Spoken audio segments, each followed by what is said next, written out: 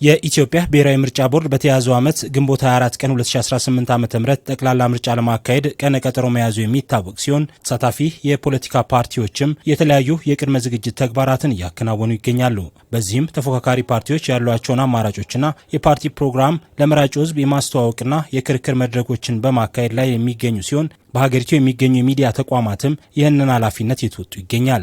ይህም መራጩ ሕዝብ የፖለቲካ ፓርቲዎችን የፖሊሲ አማራጭ ጠንቅቆ በማወቅ ትክክለኛ ውሳኔ እንዲወስን እድል እንደሚፈጥርሙን ነው። የደቡብ ሬዲዮና ቴሌቪዥን ድርጅት ዋና ስራ አስፈጻሚ ዘላለም ገነሙ እንዳሉት ድርጅቱ ለምርጫው ከፍተኛ ትኩረት በመስጠት የፖለቲካ ፓርቲዎች ይዘው የመጡትን የፖሊሲ አማራጮች እንዲያስተዋውቁ እያደረገ ይገኛል። በደቡብ ኢትዮጵያ፣ በማዕከላዊ ኢትዮጵያ፣ በሲዳማና በደቡብ ምዕራብ ኢትዮጵያ ህዝቦች ክልል የሚንቀሳቀሱና በምርጫው የሚሳተፉ ፓርቲዎች በቴሌቪዥን የሚከራከሩበትን መድረክ በማዘጋጀት አማራጮቻቸውን እንዲያስተዋውቁ ምቹ ሁኔታ መፍጠሩንም ተናግረዋል። ሚዲያው በልዩ ሁኔታ ለምርጫው ትልቅ ትኩረት በመስጠት በአራቱም ክልሎች ያሉ የፖለቲካ ፓርቲዎች ይዘው የመጡትን ርዕዮተ ዓለም ወይም የፖሊሲ አማራጮች ላይ ከህዝቡ ጋር ፊት ለፊት የሚገናኙበትን የቴሌቪዥን ፊት ለፊት ክርክሮች አዘጋጅተናል።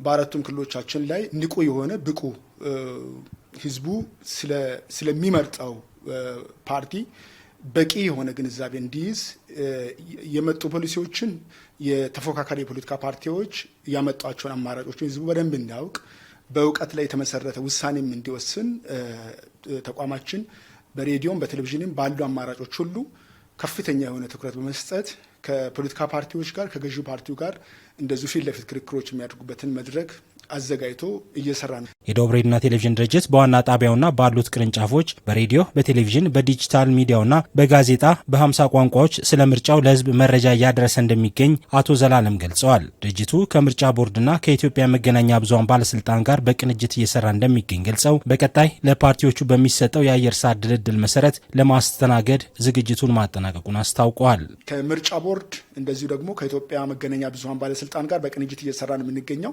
ቀጥሎ ፓርቲዎች የአየር ሰዓት ድልድል ይደረግላቸዋል። በቅርንጫፍ ጣቢያዎችም በማዕከልም በሬዲዮም በቴሌቪዥንም በጋዜጣ ጨምሮ የፍትሐዊ የአየር ሰዓት ድልድል ከምርጫ ቦርድ ጋር እንደዚሁ ከመገናኛ ብዙሃን ባለስልጣን ጋር በጋራ እየሰራ ነው የምንገኘው። እነዚህ ሂደቶች ሲጠናቀቁ እንግዲህ ፓርቲዎች የሚከተሏቸው ፖሊሲዎችን ፕሮግራሞቻቸውንና ርዕዮተ ዓለሞችን ፊት ለፊት መጥተው ለህዝቡ ማቅረብ የሚችሉባቸው እድሎች እየፈጠርን ነው።